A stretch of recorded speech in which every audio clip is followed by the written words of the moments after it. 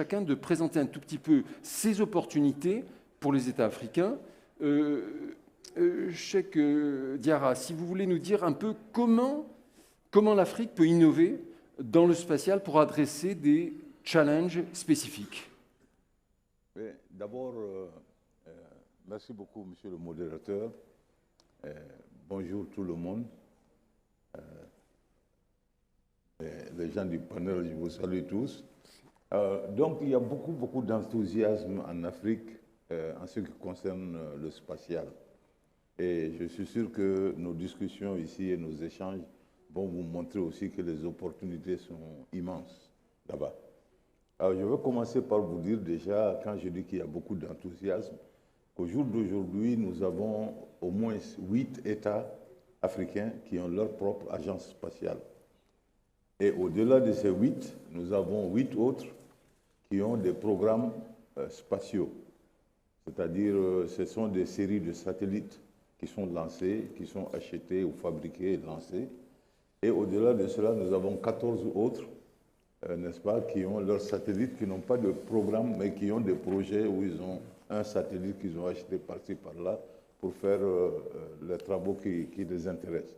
Et au-delà de cela, il y a tout le reste des pays qui ont beaucoup d'enthousiasme pour ce domaine-là, de l'espace.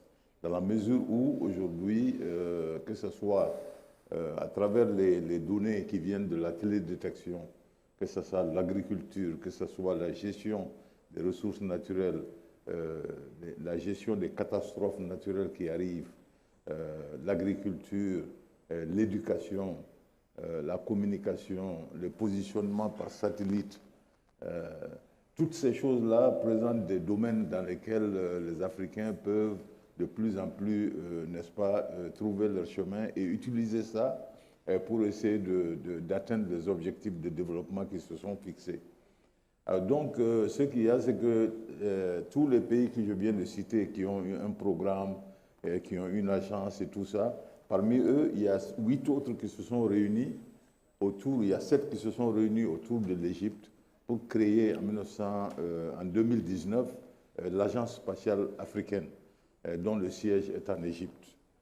Mais la plupart d'entre eux font essentiellement la télédétection pour essayer d'aider leurs décideurs, font un peu cela à travers des partenariats avec des agences spatiales qui existent, des satellites comme les satellites de NOAA et puis de Landsat et d'autres, essayer d'avoir des données qui les aident à faire la décision. Et il y a certains qui se sont fixés aussi comme objectif ambitieux de faire de la conception et de la fabrication, n'est-ce pas, des instruments qui vont être portés pour pouvoir les aider à faire un peu plus de détection. Donc, nous avons l'autre extrême dans le cas de l'Agence spatiale du Nigeria, qui va jusqu'à avoir un programme qui prévoit d'envoyer un astronaute dans l'espace en l'an 2030. Et donc, nous avons vraiment énormément de choses. Et si vous regardez l'Agence spatiale égyptienne, ils ont construit 23 bâtiments sur 123 hectares où il y a la possibilité de construire carrément des satellites, de les assembler. Et puis, le Nigeria prévoit aussi de créer des lanceurs. En fait, on a toute une gamme de choses que tout le monde se promet de faire. Et à chaque fois qu'on fait des choses avec les partenaires, on en profite pour faire de la formation. La ressource humaine, qui est la valeur, la chose la plus importante, se fait à travers des partenariats. Alors donc, je voudrais arrêter ici pour le moment. Pour les temps pour les questions. Voilà, exactement. Merci, Cheikh Diarra. Claudie Agnoret, à partir de votre expérience non seulement d'astronaute, mais de ministre de la Recherche, directrice de musée de sciences, qu'est-ce qu'apporte la présence et le regard de l'astronaute dans le secteur spatial? Bien, bonjour à tous. Alors, pour en parler avec mon expérience, mais essayer d'ouvrir un petit peu, effectivement, parce que voilà, les pays africains n'étaient peut-être pas là au moment du temps des pionniers. Moi, j'ai cette chance de faire partie de la génération Apollo, donc d'avoir vécu, été inspirée par cette génération Apollo dans les années 70. Ça, c'était le temps des pionniers. Après, on est passé au temps des stations spatiales en orbite. On fait de la recherche, des programmes technologiques. Moi, c'est ma formation. Et là, on a fait des progrès considérables. Ça fait plus de 30 ans. On maîtrise, on communique. Et j'ai remarqué qu'il y avait vraiment un attrait considérable depuis qu'on a cette capacité à communiquer, envoyer des photos, à faire des vidéos, à partager avec le public, à intervenir dans les écoles depuis l'espace. Simplement un petit exemple, la dernière sélection de l'Agence spatiale européenne, il y a eu 22 500 candidats, ce qui est énorme. À l'époque, j'ai été sélectionnée par l'Agence française, il y avait 1000 candidats. Là, 22 500. C'est-à-dire qu'il y a un appétit de vivre l'aventure par l'intermédiaire de l'astronaute qui va voler et pourquoi pas tenter l'aventure. On est dans cette période-là. Et il y a une troisième période qui est en train de s'ouvrir, et là je pense qu'il faut qu'on y réfléchisse tous ensemble, en solidarité comme humanité, c'est ces destinations à venir pour l'exploration habitée. La Lune et Mars, peut-être qu'un jour, Monsieur le Ministre, on y enverra des équipages et pas seulement des robots. Mais ces destinations sont passionnantes parce qu'elles vont nécessiter de la technologie, de la recherche. Elles vont nécessiter des jeunes talents et beaucoup d'ingénieurs, de chercheurs. Elles vont nécessiter des jeunes garçons et des jeunes filles. Alors, je reviens à la sélection de l'Agence spatiale européenne parce que l'astronaute peut inspirer et peut déclencher des vocations parmi la jeune génération. À mon époque, 10% de candidatures féminines. Aujourd'hui, 25%. Et dans le pool des astronautes sélectionnés, presque 50%. Donc voilà, l'astronaute peut aussi ouvrir la porte des rêves en se disant pourquoi pas. Donc je pense que c'est important à avoir en tête. Et après, pour avoir travaillé, moi, dans la station spatiale, comme chercheur, comme ingénieur, je sais à quel point, en travaillant avec les industriels, avec Thales, avec Airbus, un astronaute, il est aussi un ingénieur qui travaille avec les ingénieurs au sol pour faire progresser les racks d'expérimentation, enfin tout ce qu'on peut. Il y a beaucoup de technologie qui est faite à bord des stations spatiales. Donc ça, c'est aussi quelque chose de très intéressant et attractif et qui fait progresser la technologie au sol. Et le deuxième élément, c'est que dans le domaine des sciences du vivant, puisque je suis un médecin, je peux vous dire qu'avec tout ce qu'on a appris dans l'espace, on est en capacité aujourd'hui d'aider beaucoup les enjeux médicaux qu'on a sur Terre, les enjeux de santé, la télémédecine, la téléépidémiologie, l'utilisation d'automatismes particuliers pour travailler la compréhension de certains mécanismes. On découvre des mécanismes qu'on n'imaginait pas au sol grâce à l'espace. Et tous ensemble, et peut-être les astronautes l'ont dit, montré, en parlant de la Terre vue par le hublot, la fragilité de la planète, la nécessité de la préserver. Et nous avons des enjeux globaux, tous ensemble, à titre d'humanité, que ce soit le changement climatique, que ce soit les ressources en eau, que ce soit la préservation de ces catastrophes naturelles qu'on voit si bien depuis l'espace.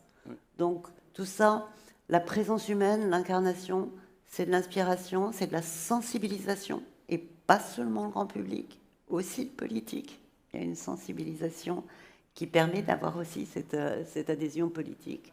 Et puis bien évidemment, tous ces sujets de géostratégie aujourd'hui, avoir son astronaute qui vole dans une station spatiale, on ne se demande plus si faut-il le faire, on se demande quand et avec qui.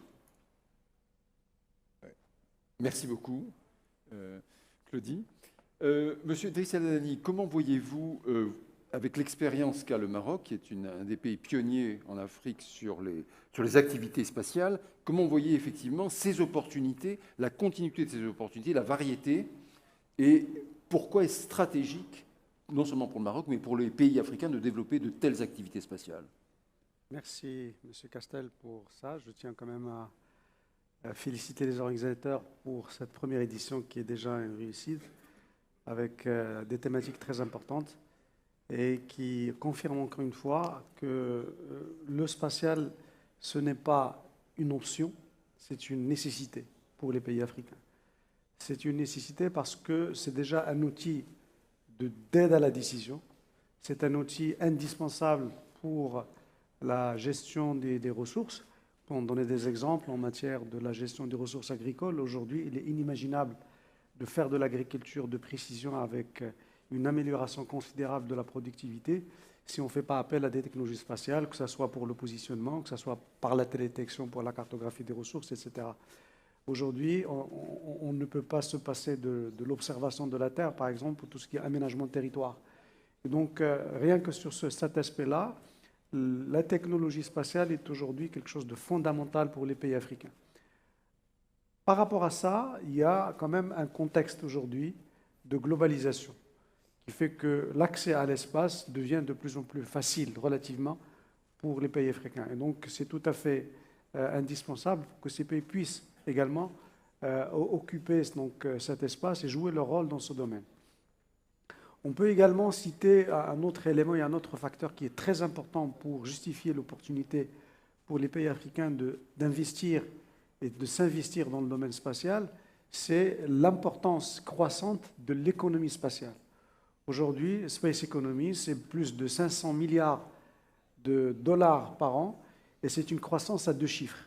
Et dans cette chaîne de valeur spatiale, les pays africains, ils ont quand même une part de marché, si on peut parler comme ça, à saisir, et ils ont une place à occuper également dans ce domaine. C'est une opportunité également pour les pays africains parce qu'aujourd'hui, le niveau de la technologie a atteint un niveau de maturité qui permet quand même de traduire rapidement ce savoir scientifique, ce savoir technologique en projet industriel, en projet opérationnel dans les pays africains. J'ajouterais également que le spatial est une opportunité dans la mesure où c'est un facteur de transition économique, c'est un facteur de transition numérique. En développant l'activité spatiale dans les pays africains, en développant l'écosystème africain, on participe d'une façon active à faciliter, à accélérer la transition économique qui est aujourd'hui un impératif pour de nombreux pays africains et également à renforcer, à consolider la transition numérique. Et last but not least, c'est également un élément de souveraineté. Aujourd'hui, il y avait tout un panel ce matin pour parler de la souveraineté, et le spatial fait partie des leviers qui vont permettre, et qui permettent déjà à un certain nombre de pays africains d'avoir quand même un niveau d'indépendance et d'autonomie et de confirmer leur souveraineté dans ce domaine.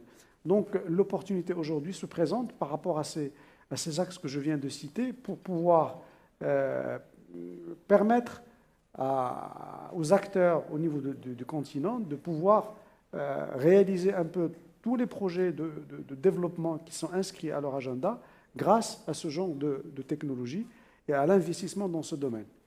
Merci beaucoup. Riyad Kamoun, avec la longue expérience de Thales Alenia Space, comment le spatial peut permettre à l'Afrique de relever les grands défis sociétaux ? Bonjour à toutes et à tous et merci pour cette question qui introduit vraiment le sujet de l'apport du spatial dans ces grands défis. Et comme l'a dit Madame la ministre, des grands défis sociétaux sont aussi un défi pour l'humanité. Je vais illustrer mon propos à travers des exemples très concrets. Le premier d'entre eux, le grand défi du climat et de l'environnement. Le satellite et les satellites d'observation, ils jouent un rôle central. Aujourd'hui, on a 50 ans de retour d'expérience sur l'usage des satellites pour l'observation de la Terre. Et on le sait, plus de 50% des variables essentielles à notre modèle climatique et environnemental, plus de 50% de ces variables ne peuvent être mesurées, ne peuvent être évaluées qu'à partir de l'espace. D'où le rôle central du spatial pour relever ce défi climatique environnemental. Premier exemple concret, Copernicus, l'Union européenne a vraiment fait un bond en avant avec cette constellation d'observation de la Terre. Elle a permis de rendre opérationnelle l'observation de la Terre et mon entreprise, Thales Alenia Space, participe à 11 des 12 missions de Copernicus. On y retrouve des technologies clés, les technologies optiques, les technologies radar, la mesure du CO2, l'altimétrie pour mesurer la hauteur des mers et des océans. Et tout ça a permis à l'Union européenne aujourd'hui d'avoir une infrastructure, un asset spatial au plus haut niveau mondial. Deuxième exemple, toujours dans ce défi climatique et environnemental, c'est la météo, on en a parlé, avec la 3e génération des satellites de météo, le MTG. On vient de lancer MTG en décembre. On va faire un bond en avant extraordinaire dans les modèles de prédiction météorologique. Et pour le compte, on a développé ce satellite pour le compte de l'ESA et de METSAT. Et ça va permettre là aussi au modèle de tourner et de nous apporter en fait une robustesse beaucoup plus importante dans l'évaluation de la météo. Troisième, c'est les ressources. On en a aussi parlé, on a commencé à aborder ce sujet des ressources, la ressource en eau. Et là aussi, décembre dernier, dans le cadre d'un programme franco-américain, on a lancé le satellite SWOT avec un altimètre qui va nous permettre là aussi de faire une révolution en océanographie et en hydrologie continentale, donc l'évaluation de l'eau sur le continent. Deuxième grand défi, la sécurité du citoyen. On est très impliqué en tant qu'entreprise dans le domaine de la défense. On développe les systèmes d'observation et les systèmes de communication des armées françaises et italiennes. Mais au-delà des applications de défense, l'espace joue un rôle clé dans la sécurité de tous les jours, la sécurité des nations. Je vais prendre juste 2 exemples. La gestion des risques naturels. On vient malheureusement d'affronter récemment un tremblement de terre en Turquie et en Syrie. Et on connaît l'apport des technologies radar, des technologies comme fournies par l'imagerie de Copernicus pour évaluer l'impact de ces crises naturelles. Dernier exemple, le Search and Rescue. Là aussi, on fournit des infrastructures au niveau mondial, puisque le système COSPAS-SARSAT est un système mondial. Et là, très récemment, on a installé au Togo une première technologie qu'on appelle Méolut, qui est en fait une antenne qui permet aujourd'hui de sécuriser tout le golfe de Guinée en ayant la capacité de détecter des signaux de détresse émis par les balises sur un rayon de plus de 3000 km. Dernier défi, et pas le moindre, c'est le défi de la fracture numérique. On sait qu'aujourd'hui, l'accès à l'information est vital, c'est un droit, et la révolution des satellites VHTS, Very High Throughput Satellites, qui sont des satellites de nouvelle génération qui embarquent beaucoup de flexibilité, est en train de complètement révolutionner l'Internet par satellite. Là aussi, 2 exemples très concrets. Le satellite qu'on a développé pour la société SES, qui va permettre de faire, qui s'appelle SES-17, qui va donner de la connectivité avion. Donc, dans tous les avions, aujourd'hui, vous avez de l'accès Internet. C'est grâce au satellite qu'on peut avoir ça.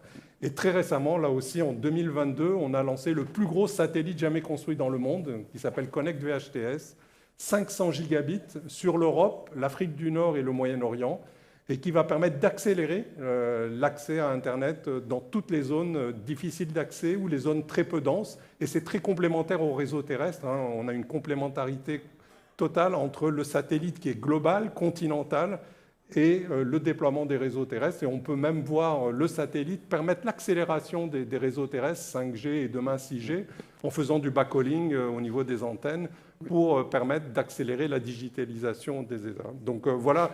Nous sommes convaincus, et je suis convaincu que le spatial est vraiment un élément clé pour relever ces défis.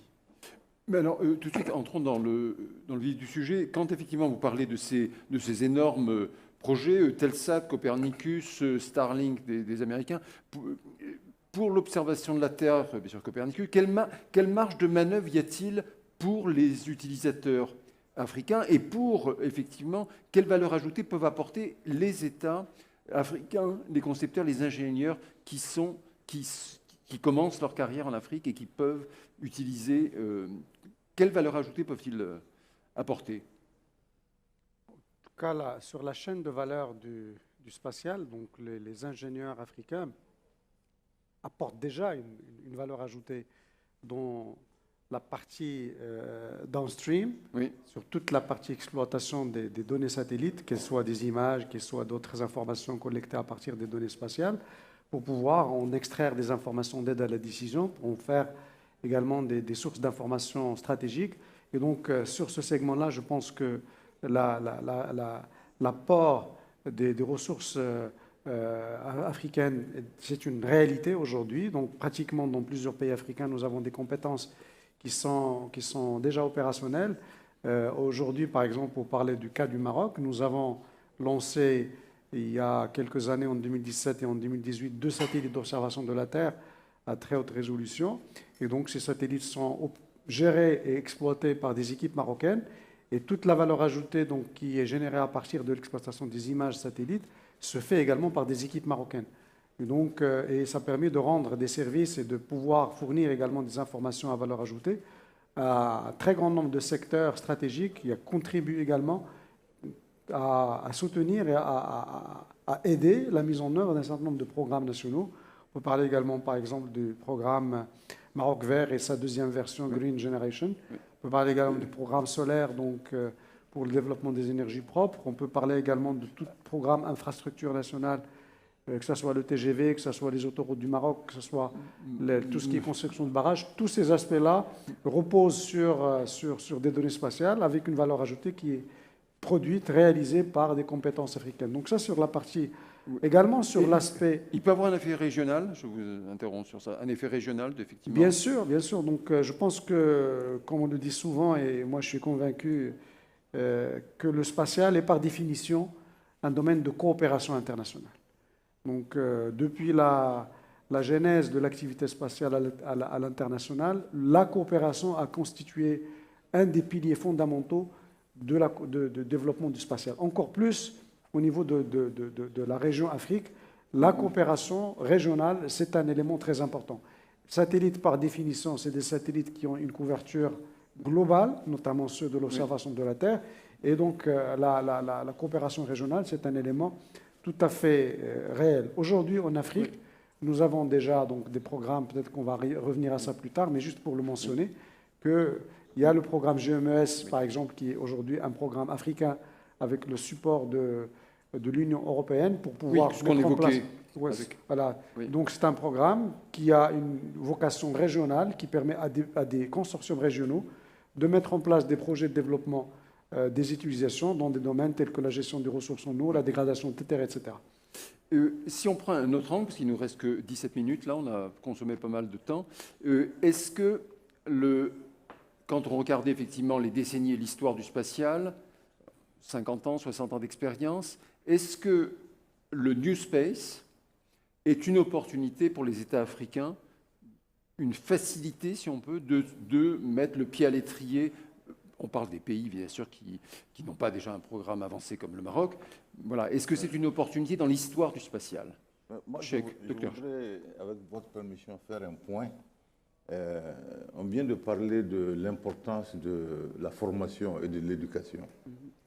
Et cette autonomie et cette indépendance dont l'Afrique a besoin ne viendra que lorsque l'Afrique va concevoir son propre programme. Oui. N'est-ce pas? Parce que vous avez parlé du plus gros satellite qui permet de donner cette éducation avec des throughputs formidables. Mais ce sont des satellites qui sont construits pour avoir, comment dirais-je, pour couvrir seulement l'Afrique du Nord, l'Europe et les pays arabes. Donc, le reste de l'Afrique subsaharienne est exclu. C'est très important. Quand on parle de souveraineté, il est important que les Africains, au lieu de rester des petites agences spatiales, commencent à considérer, comment dirais-je, à mettre leurs ressources humaines et leurs ressources financières ensemble pour pouvoir vraiment avoir une certaine autonomie. Et c'est à ce prix-là qu'on pourra tirer le maximum d'avantages, n'est-ce pas, du spatial. Et donc là, effectivement, on pourrait avoir, Cheikh Diarra, on pourrait avoir effectivement une complémentarité entre des agences spatiales nationales et aller vers une agence spatiale africaine? Absolument. On a déjà une agence spatiale africaine qui a été mise mise en place en Égypte depuis 2019. Oui, n'est-ce pas? Il y a 7 pays qui ont rejoint l'Égypte. mais l'agence elle-même n'est pas encore opérationnelle. C'est-à-dire chaque pays, jusqu'à présent, pour le moment, essaie d'aller à son programme par lui tout seul, et en faisant des partenariats avec d'autres agences spatiales qui sont établies. Mais tant que nous restons comme ça, on ne pourra pas de façon stratégique mettre en place vraiment les choses dont nous avons besoin. Ça, c'est une chose. Oui. La deuxième chose, et lorsqu'on continuera, n'est-ce pas, à travers la coopération de travailler avec les autres agences spatiales, pensons quand même à mettre en place des systèmes avec un peu plus d'innovation. Ne pas seulement répéter ce que les autres agences spatiales sont en train de faire. Et là, vous recoupez un tout petit peu ma question sur le New Space. Voilà, nous avons aujourd'hui, plus que ça, nous avons un outil formidable à notre portée. Ça, c'est l'intelligence artificielle, n'est-ce pas? Avec tout ce que nous pouvons mettre en place après la télédétection comme système d'information géographique, l'intelligence artificielle a une capacité de voir exactement les patterns de répétition et nous permettre de détecter tellement de choses de plus que nous devrions, dans la construction des instruments, vraiment concevoir d'autres choses nous permettant d'atteindre nos propres objectifs dans ce domaine. Et il y a peut-être, si je me permets d'ajouter, peut-être aussi l'aspect des startups dans le New Space, qui est quand même une grande nouveauté. Et là, est-ce que, effectivement, ce n'est pas une opportunité pour les États africains sans investir dans des programmes colossaux qui prennent des décennies? Oui, allez-y. Non, j'en suis convaincu parce qu'on a une fenêtre d'opportunité. Aujourd'hui, on est dans une période historique en termes d'innovation et de rupture. Je crois que le spatial, après ses 50 ans de maturation, n'a jamais vécu une période aussi intense en termes de transformation profonde. Et qui dit rupture, dit fenêtre d'opportunité, et j'en vois plusieurs pour l'Afrique. La première, c'est qu'aujourd'hui, il y a une vraie demande de complémentarité entre les systèmes de très haute performance et les systèmes de très haute revisite. Et ça génère aujourd'hui énormément de start-up, de nouvelles entreprises, de nouveaux entrants qui rentrent dans ce monde des small sat, des petits satellites pour de la très haute revisite qui vient complémenter les systèmes de très haute performance. Deuxième exemple, on a commencé à l'aborder, c'est le domaine de l'exploration et de l'in-orbit servicing. On est au tout début d'une nouvelle aventure des services en orbite. Et je ne sais même pas ce que sera cette nouvelle économie des services en orbite. Et là aussi, les ruptures technologiques, l'accès à l'espace va permettre de développer une nouvelle économie. Et le troisième, c'est le downstream. On a commencé à en parler. Les apports aujourd'hui des technologies d'IA, les technologies d'hybridation des différentes données spatiales avec le monde du numérique apporte là aussi un champ complètement nouveau pour des nouvelles entreprises qui vont développer des nouveaux services très très innovants. On discute en ce moment avec l'Angola sur un Géodata Center qui est en fait une nouvelle plateforme digitale qui va permettre à l'Angola de récupérer des données spatiales et de pouvoir développer cette nouvelle économie basée sur la donnée. Et nous, on est convaincus qu'on est au tout début de cette nouvelle histoire. On en est vraiment au tout début parce que, après ces 50 ans de maturation, on est dans une période de rupture qui va permettre à de nouveaux entrants de développer cette économie du New Space. Des questions dans la salle parce qu'on est... Oui, pardon, Claudie Nuret, je vous en prie. Simplement compléter sur cet aspect de start-up, de jeunesse, d'entrepreneuriat. Ça vient aussi avec le fait que la fenêtre d'opportunité, c'est de se dire qu'on peut se poser aujourd'hui des grandes questions et des nouvelles questions. Je parlais par exemple de l'exploration habitée à destination de la Lune, Mars plus tard. Environnement hostile, il va falloir répondre à la question de stockage de l'énergie, de gestion de ressources très limitées, d'extraction d'eau et de fabrication d'écosystèmes ou de carburants qui vont permettre le in-orbit servicing. Donc on peut se poser des grandes questions et on peut se poser des questions nouvelles qui vont nécessiter des nouvelles réponses, donc des nouvelles intelligences, et c'est là où ces startups fleurissent. Mais pour revenir à ce que disait monsieur le ministre, effectivement, éducation, formation pour avoir le capital humain pour ensuite travailler sur tous ces sujets plus en autonomie. Ça peut se faire aussi en coopération Et on a des très très belles coopérations. À la fois, vous avez évoqué GMES Africa, Commission européenne, Tiger pour les ressources en eau avec l'Agence spatiale européenne, des coopérations avec le CNES, avec le DLR, avec l'Asie. Et donc, c'est une première chose pour apprendre de façon à pouvoir exprimer vos propres besoins. Et je suis sûre que la labellisation de données d'observation de la Terre, elle n'est pas la même si elle est faite par des étudiants africains que si elle est faite par des étudiants toulousains. Hein. Donc voilà, il y a plein de choses sur lesquelles il faut au départ avoir un savoir et un savoir-faire pour résoudre vos propres problèmes avec vos jeunes talents. Je l'ai dit, mais très vite, si vous voulez, parce que je voudrais juste il y a deux des points rapidement questions. pour Oui. répondre un peu à cette question sur le New Space. Oui. Moi, j'aimerais bien attirer l'attention sur 2 points. Le premier, c'est que le spatial ne se résume pas aujourd'hui à un satellite en orbite. Oui, bien sûr. Que pour les pays africains, il y a des opportunités sur un segment très large qui va du segment spatial au segment sol, à la partie downstreaming. Donc il y a énormément d'opportunités. Et le deuxième aspect qui est en liaison par rapport à ça, c'est qu'il faut que les pays africains trouvent leur propre business model dans le domaine spatial. Parce qu'on ne peut pas reproduire ce qui a été fait en Europe, ce qui a été fait en Amérique, pour le faire en Afrique. Aujourd'hui, il va falloir inventer un business model qui tiendrait compte des spécificités et des contraintes des pays africains, mais également de ce champ qui s'ouvre aujourd'hui avec ces innovations, avec cette rupture technologique qui se fait aujourd'hui, pour pouvoir créer quelque chose vraiment d'innovant et de s'inscrire réellement dans cette nouvelle direction de New Space. Des questions dans la salle?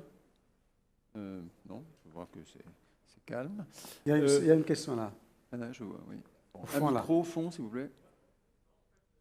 Attendez le micro, parce qu'il y a le streaming sur YouTube, s'il vous plaît, le micro. En fait, c'est pour l'aérospatial et le transport aérien. Je crois qu'il y a un projet très ambitieux pour la navigation intra-africaine en utilisant les satellites. Est-ce que vous avez une idée? Parce que c'est très très important et ça nécessite l'unification de tous les États africains pour ce grand projet qui va améliorer le transport aérien en Afrique. Merci. Je crois que sur MTG dont vous parliez, il y a une première aussi qui aide beaucoup la navigation aérienne sur la détection des orages et des éclairs, non? Il y a ça, mais je crois que monsieur parle du projet qu'on appelle le projet ANGA, hein, qui est un partenariat avec la SECNA, qui est un système qu'on appelle SBAS, hein, donc Satellite Based Augmented System, qui va permettre de développer sur l'Afrique en fait, un système d'augmentation du GPS et de Galiléo. Oui.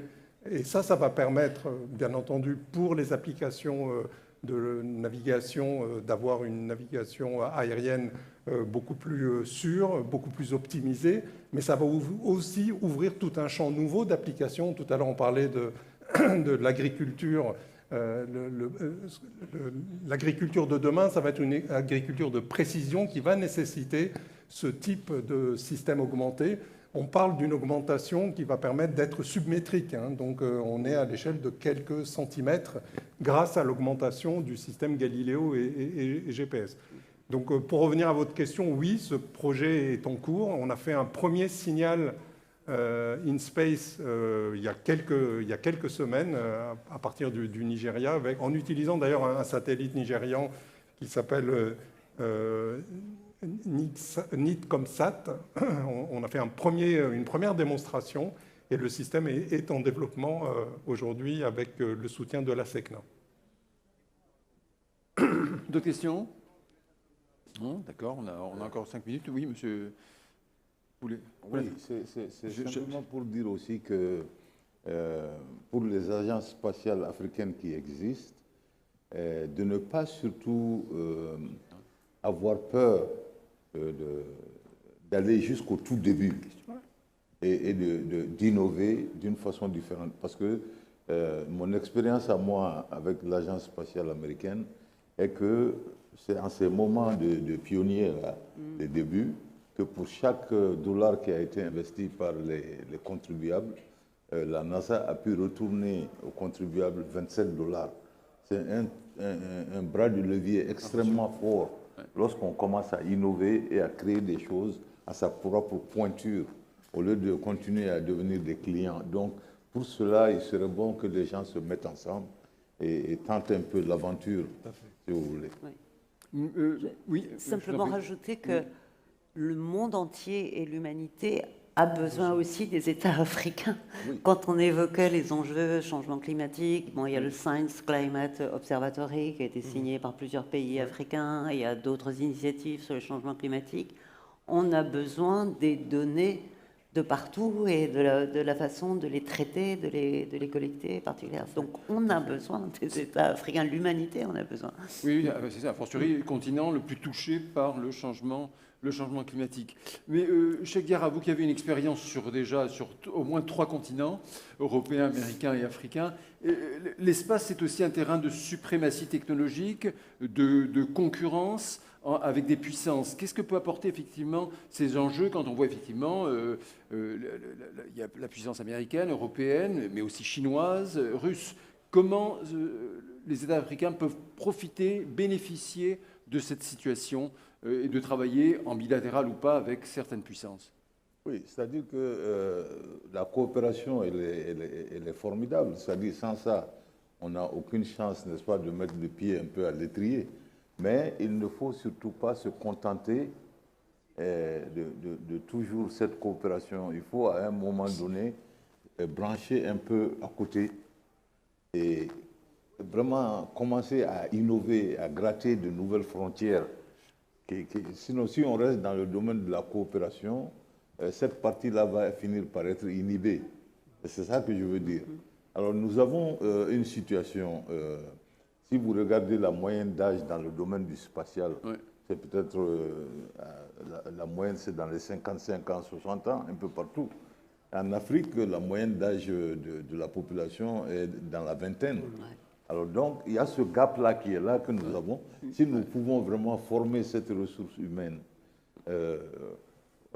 mutualiser nos ressources financières, nous pouvons commencer une nouvelle aventure, vraiment une nouvelle aventure formidable qui va nous permettre, sans crainte, d'avoir des ressources inestimées sur nos investissements. Parce que nous allons découvrir avec le changement climatique les nouvelles choses qui arrivent. Et on a parlé tout de suite de cette précision, cette nouvelle précision, n'est-ce pas, qui peut s'appliquer à l'agriculture, en regardant comment on distribue les engrais sur les champs, ou bien on met de l'eau dans les champs, et on peut détecter tout ça à une précision extraordinaire qui va nous permettre de faire des économies extraordinaires. Et au-delà de cela, il y a surtout la notion de GIS, Geographical Information System. Ça, c'est le domaine avec l'intelligence artificielle sur lequel nous, on devrait concentrer un peu de nos recherches et de nos innovations. On approche, merci Cheikh Diarra, oui. On approche de la fin de notre temps. Je vais vous demander à chacun en une dizaine ou vingtaine de secondes, enfin en tout cas moins d'une minute, comment vous voyez effectivement l'évolution des choses, c'est-à-dire qu'on a vu qu'il y a beaucoup d'opportunités pour les États africains de se lancer dans le spatial, a fortiori avec le New Space et l'esprit des startups. Comment on peut effectivement, comment on peut mettre en place, développer cet esprit pour qu'il arrive à une certaine maturité à travers beaucoup de pays africains, parce que pour l'instant, on parle quand même que d'une dizaine ou quinzaine qui sont vraiment dans le spatial, mais pour impliquer les autres pays. En tout cas, je pense que, comme je l'ai dit au début, je le répète encore une fois, le spatial pour les pays africains aujourd'hui, c'est une nécessité pour pouvoir être dans un processus de développement. L'élément fondamental numéro 1 dans la mise en place de cette vision, c'est un engagement politique clair et solide pour que, au plus haut niveau des États, il y ait une conscience de l'importance du spatial. Et je vais me permettre de raconter une anecdote rapidement pour montrer à quel point le spatial est important. Il y a un patron d'agence spatiale qui va voir son président pour lui demander des ressources pour construire un satellite météorologique. Et bien, le président lui répond « Pourquoi vous avez besoin d'un satellite météorologique alors qu'on a la météo chaque soir à la télé ?» C'est pas que cette météo à la télé, c'est grâce à un satellite qu'on la réalise. Et donc, il faut qu'il y ait quand même une conscience politique très importante pour dire que le spatial, c'est quelque chose de très important. Donc, deuxième chose pour pouvoir aller dans ce sens, c'est développement de ressources humaines capables, avec des connaissances et un savoir-faire très important. Troisième chose, c'est un problème de gouvernance. Aujourd'hui, je pense que le spatial, c'est un secteur à très haute technologie, c'est un secteur avec des enjeux très importants et il faut quand même développer une gouvernance assez spécifique par rapport à ça et également pousser vers un partenariat public-privé pour pouvoir permettre aux pays africains de pouvoir s'inscrire dans ce domaine. Troisième élément, c'est la coopération internationale. On en a parlé plusieurs fois pendant cette séance. Et là, il faut peut-être redéfinir la coopération, comme disait M. le ministre, pour que ce soit une coopération win-win et pas une coopération d'assistance. C'est une coopération où on va développer ensemble nos compétences. Dernier point, mais je pense qu'on peut encore développer sur ça, il faut créer des écosystèmes autour d'abord de la recherche-développement, qui est un pilier fondamental dans le domaine spatial, et également, aujourd'hui, c'est une réalité, les startups sont les éléments et le facteur le plus important et le plus rapide en termes de développement pour pouvoir permettre à ces pays africains de trouver une place significative et un rôle important dans le domaine spatial. Et là aussi, donc, je reviens vers vous, Claudie. C'est ça, l'astronaute, le vol habité a aussi, comme vous disiez, vous êtes des ambassadeurs auprès des politiques. Oui, alors je rajouterais peut-être un point parce que c'est une problématique qu'on a en Europe aujourd'hui. Oui. Et je pense que peut-être c'est une problématique que vous avez et que vous avez aussi. Tout ce que vous avez dit, c'est formidable. C'est de la technologie, c'est du rationnel, c'est de la politique. Souvent, on s'adresse à un silo particulier pour faire passer le message, c'est-à-dire qu'on n'est pas dans un narratif global où on raconte un récit pour emporter l'enthousiasme des jeunes pour le capital humain, l'enthousiasme du grand public qui va comprendre et l'enthousiasme du politique qui va comprendre et sentir. En Europe, on manque de ce récit, de ce narratif qui raconte ce que c'est et qui va jusqu'à l'exploration spatiale habitée, clairement. Mais quelque chose qui regroupe. On est trop sectoriel et je dirais qu'aux États-Unis, le grand récit, il y est. Exactement. Je dirais qu'en Chine, le grand récit, il y est, d'une autre nature. En Europe, on n'a pas complètement ce grand récit.